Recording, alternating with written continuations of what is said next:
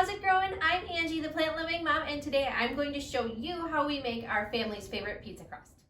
To make this recipe, you'll need 2 cups very warm water, 1 packet fast rising yeast, 1 tablespoon light agave syrup, 1 teaspoon salt, 2 cups all-purpose flour, 2 cups whole wheat flour, and 2 tablespoons of flax meal. First, you need to start with 2 cups of very warm water. You'll add 1 packet of yeast. I got fast rising instant yeast at Aldi.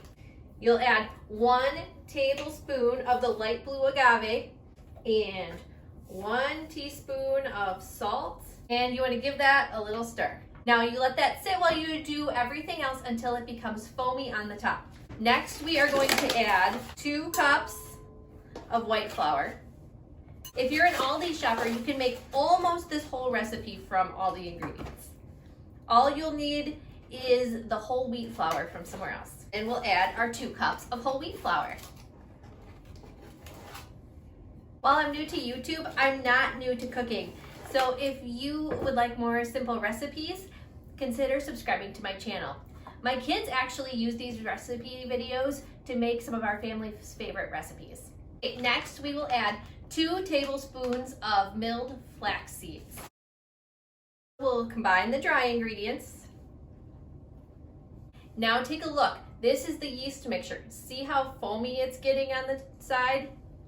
Now we're going to pour this in.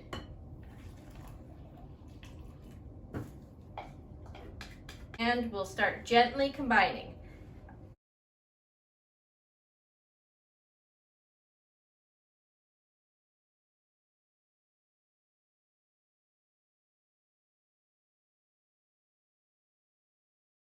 Okay, you want to keep stirring until it kind of looks like this. Now with clean hands, you're going to go in and use your hands to bring it together. You don't squish it. You're simply kneading it kind of in this bowl. It will be sticky at first. It should, with kneading, it should tighten up so that it's not so sticky. If you find that yours is really sticky after a couple minutes, add just a little bit more flour.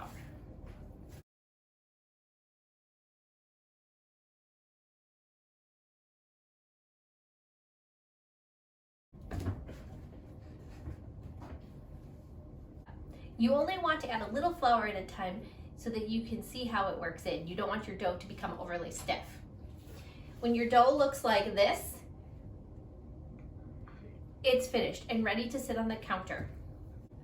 Now I'm using scissors to cut this plastic wrap, but if your kids didn't lose the tear strip, feel free to use that.